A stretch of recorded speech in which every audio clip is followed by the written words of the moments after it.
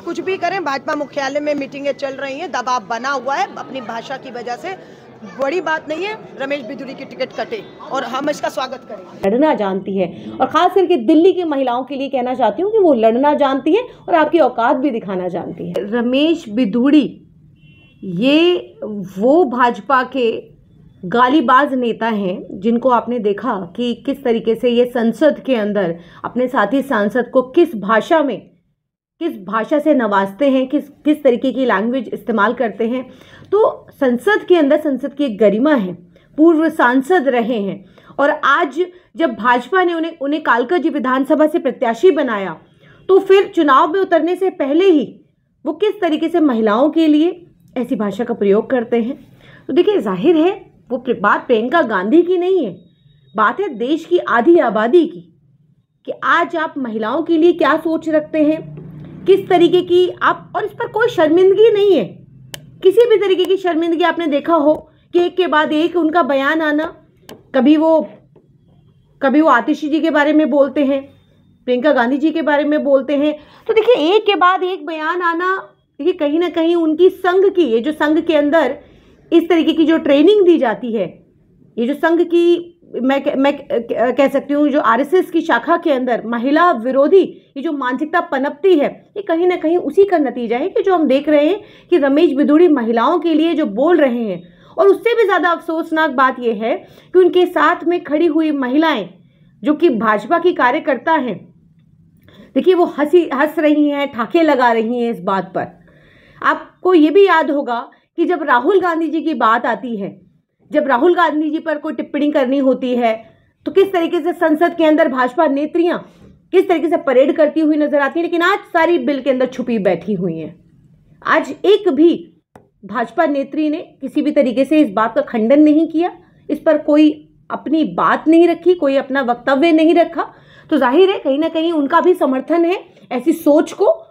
तो आज जो रमेश बिधूड़ी का ये मनोबल बढ़ा है, एक बार संसद में, सड़क से लेकर संसद तक, आज वो किसी को भी कुछ भी कह सकते हैं। भाजपा की तरफ से कोई कार्यवाही अभी तक नहीं हुई, तो इसका यही मतलब है कि प्रवेश वर्मा हो, कपिल मिश्रा हो, अनुराग ठाकुर हो, कोई भी कुछ भी बोल के निकल जाए, गोली मारो जैसे नारे मंचों से दिए जाते हैं, कोई कुछ भी कह देता है, फिर उसके बाद उसकी पदोन्नति होती है। भाजपा तो नारी सम्मान की बात करती है ना, महिला सुरक्षा की बात नारा देके तो सरकार में आए थे 2014 में। देखिए, जब ये खोखले वादे जो बेटी बचाओ बेटी पढ़ाओ के नारे देते हैं, तो देखिए इस पर सिर्फ मैं यही कह सकती हूँ कि दिखाकर ख्वाब महलों के ये गुर्बत लूट लेते हैं, वतन की आबरू और उसकी जीनत को छीन लेते हैं। जो देते हैं बेटी बचाओ बेटी पढ़ाओ का नारा, वही नामर्द मासूमों की इज्जत को लूट लेते हैं।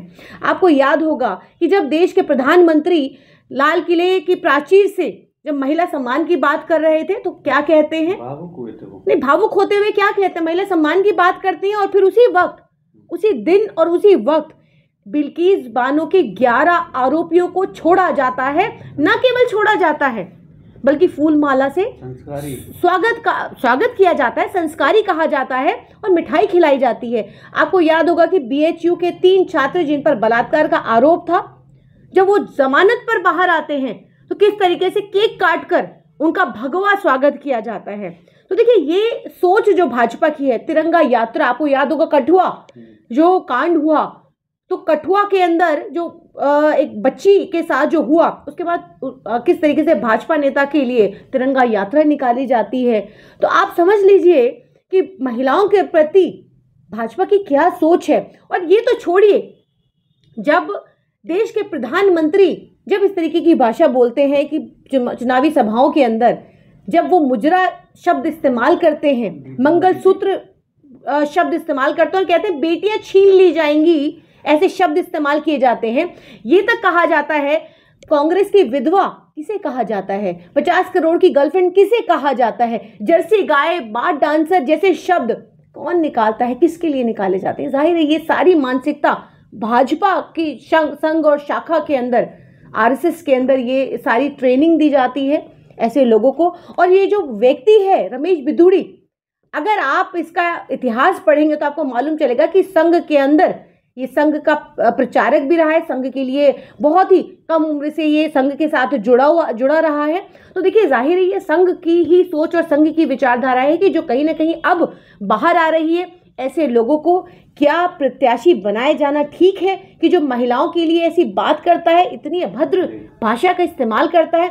क्या ऐसे उम्मीदवार को क्या जनता वोट देने का काम करेगी जो महिलाओं के लिए ऐसी सोच रखता है? आपने भी कंप्लेंट दी है बिधूड़ी के खिलाफ थाने में, क्या कहेंगे उस पर? सुनवाई होगी, उम्मीद है आपको इस पे? देखिए, मैंने महिला आयोग के अंदर ये जो घृणित मानसिकता का जो व्यक्ति है इसके लिए मैंने कंप्लेंट दर्ज कराई है। उम्मीद करती हूँ कि महिला आयोग की तरफ से इस पर संज्ञान लिया जाएगा। और वैसे तो हम इस देश के लोकतंत्र पर हम जानते हैं इस देश के लोकतंत्र पर किस तरीके का प्रहार बीते 10 सालों में हुआ है। कितना आज का लोकतंत्र या एजेंसियां, ये तमाम वो महिला आयोग, जबकि महिला आयोग को खुद से संज्ञान लेना चाहिए था, लेकिन आज महिला आयोग सो रहा, महिलाओं के मुद्दों पर महिला आयोग सोता हुआ नजर आता है। माफी मांगी ना, खेद प्रकट किया। नहीं, देखिए ये कोई किसी भी तरीके की खेद, आप एक के बाद एक बयान दीजिए और फिर कहिए कि देखिए हमने तो माफ़ी मांग ली। कि कोई किसी को एक थप्पड़ मार दे और फिर कह दे मैं आपसे माफ़ी मांग लेता हूँ। और ये कोई खेद प्रकट करना नहीं है कि आप ये कहें कि मेरी किसी बात से ये अगर कोई आहत होता है और फिर उसके बाद दूसरी तरफ आप फिर दूसरी महिला को ऐसी बात कहें, तो जाहिर ये कोई खेद नहीं है। और ये इस तरीके की भाषा जो कि ये आदमी आम है इस तरीके की भाषा का, लगातार दूसरों के लिए, सिर्फ महिलाओं के लिए नहीं, ये हर वर्ग के लिए इस तरीके की भाषा बोलता है। जितना गंदा, जितना ये अभद्र ये बोल सकता है, जितना ये कट्टर और नफरती बयान दे सकता है, इसको पता है कि पदोन्नति इसी बयानों के चलते होगा। रमेश बिधूरी ये कहते हैं कि पहले लालू प्रसाद यादव ने भी किया था हेमा मालिनी का अपमान। देखिए, बयान चाहे कोई भी, चाहे किसी भी पार्टी, किसी भी दल, कोई भी नेता या कोई भी व्यक्ति अगर किसी भी महिला के लिए देता है, इस तरीके की भाषा बोलता है, तो देखिए वो सही नहीं हो सकता। दो गलत, कभी भी आप ये नहीं कह सकते कि दो गलत मिलकर के आप किसी को सही ठहरा सकते हैं। तो देखिए, जो गलत है उसको गलत कहना ज़रूरी है, चाहे वो कोई भी व्यक्ति किसी भी दल का हो। लेकिन आप ये कह रहे हैं कि फला व्यक्ति ने बोला या फला व्यक्ति ने बोला, तो आपकी बात ये सही हो जाएगी। न कल वो बात सही थी, न वो आज बात सही है, और न कल वो बात सही होगी। किसी भी महिला के लिए इस तरीके की भाषा का इस्तेमाल करना कभी भी सही नहीं हो सकता। आज देखिए, दिल्ली के अंदर चुनाव की तारीखों का ऐलान है, इस पर इलेक्शन कमीशन की भी टिप्पणी रही है। देखिए, लेकिन देखना ये होगा, निंदा वही मैं कह रही हूँ कि निंदा करते हुए उन्होंने कहा है महिलाओं के लिए इस तरीके की भाषा इस्तेमाल नहीं की जानी चाहिए, इस पर सख्त रुख अपनाया जाएगा। लेकिन इलेक्शन कमीशन इस पर कितना सख्त होगा, ये तो देखने वाली बात है। देखिए, बिल्कुल रोना नहीं चाहिए बल्कि लड़ना चाहिए। हम हमेशा कहते हैं कि रोना कमज़ोर होने की निशानी है। और जिस तरीके से आतिशी जी रोती हुई नजर आई कैमरों पर, देखिए मैं यही कहना चाहती हूँ कि देखिए, रोने की बजाय बेहतर होता कि इसका वो सख्त लहजे में जवाब देती, लड़ती, ऐसी जो घृणित मानसिकता का जो व्यक्ति है इसके खिलाफ कोई ऐसा एक्शन लेती, बजाय इसके कि वो सिर्फ और सिर्फ वो रोती हुई नजर आई कैमरों पर। लेकिन इसी चुनाव के दौरान दो महिला चुनावी मैदान में हैं बिधूड़ी के सामने, तो कहीं उन पर प्रेशर बनाने के लिए तो ऐसे बयानबाजी नहीं की जा रही ताकि वो अपना कॉन्फिडेंस लूज करें? देखिए, जाहिर है जब इस तरीके का व्यक्ति को उम्मीदवार बनाया गया है, और ये जो व्यक्ति है इसके बारे में एक चीज़ बड़ी आम है कि देखिए, ये इनको लफंगा भी कहा जाता है, गुंडा भी कहा जाता है, और जाने क्या क्या बोला जाता है। अब कैमरे पर मैं क्या बोलूं, सब इनके बारे में इनके जीवन से सभी लोग परिचित हैं जो साउथ दिल्ली के अंदर रहते हैं।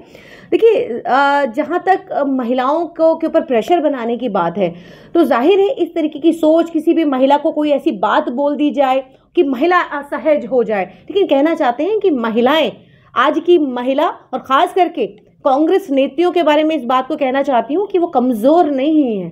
अगर आप ये सोचते हैं कि किसी भी महिला पर टीका टिप्पणी करके या किसी को असहज करके, जो कि इनका चलन है, इस तरीके की कोई भी ऐसा एक्ट करें और ताकि जो प्रत्याशी हैं या और भी किसी भी महिला के ऊपर जो ये इस तरीके का तंज करके आपको लगता है कि शायद वो असहज हो जाएगी, तो वो लड़ना जानती है। और ख़ास करके दिल्ली की महिलाओं के लिए कहना चाहती हूँ कि वो लड़ना जानती है और आपकी औकात भी दिखाना जानती है।